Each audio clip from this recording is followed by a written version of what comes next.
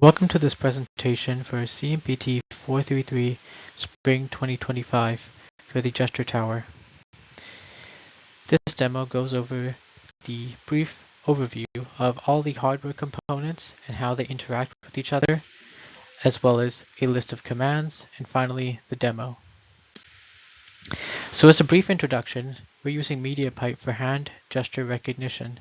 MediaPipe simply uses 21 landmarks, which are points on the finger that represent coordinates, and these values are between -1 and 1, which are normalized. We will use these values to determine whether or not a single finger is up or down, and ultimately determine the gesture used. When it comes to the components we're using, we basically have a game. This game involves two BeagleBoards versing each other with a central server sending, using WebSockets, information between the BeagleBoards and the web client. The web client itself simply uses React frontend, a Node backend, and frame of motion animations. The central server is set up in such a way that it can support multiple simultaneous active game sessions, and therefore we're able to have multiple simultaneous BeagleBoards running at the same time, with effective state management and synchronization amongst all active games. The C++ is set up in such a way that we use Bazel, a special build tool used to compile the MediaPipe source files. In this way, we're able to ultimately have live, real-time hand gesture recognition. We also use various hardware components on the BeagleBoard, such as the joystick to start gesture recognition, the rotary encoder to stop and send information, the audio encoder to play a certain sound based on the gesture recognized, and the LCD to display certain state information based on where the user currently is in the game.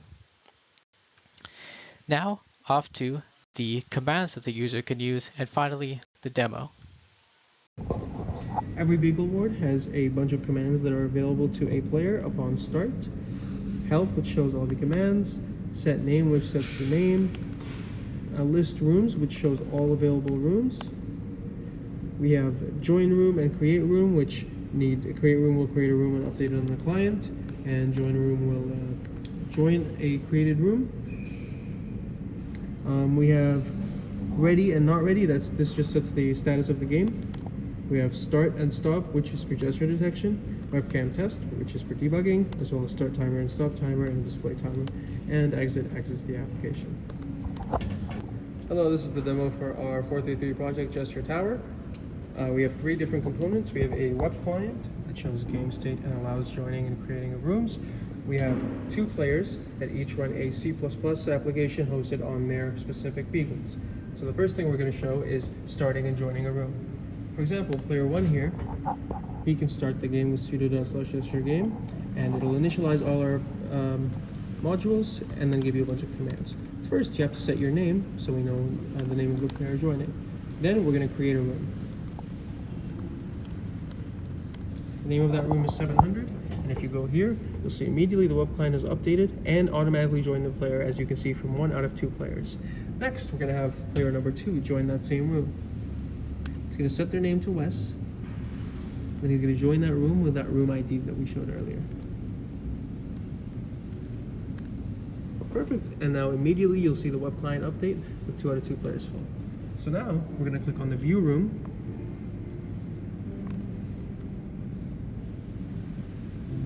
we're going to view that room. Perfect. Now you'll see both players are not ready. And you'll also see the gesture tower, the BeagleBoard indicate that it is ready. So first we have to send a ready message for both players. You will send 1, and you'll see it'll automatically update is ready. And now once our second player sends that ready, the game will immediately start. And it'll update the LCD to show game starting. Once we click this X up here, the game will officially start and rounds alternating will begin. Music will start. Round 1 with 3 different cards, 1 attack, 1 defense, 1 build. And round 1 here for the other player, attack 2, defense 0, and build 1. Both players can now do gestures, as you can see here, by clicking on the joystick, which will start the gesture detection, and be able to send a card.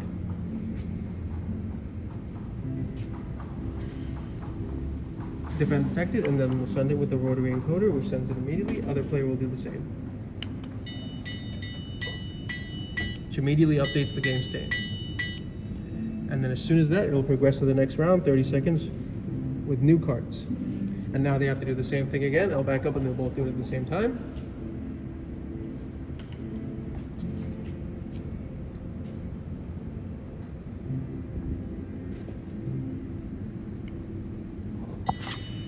One cent to build and one cent to attack. And it plays both animations. As you can see, it'll continue on to round 3 with 3 new cards. And the game continues till you reach the win condition of reaching your goal.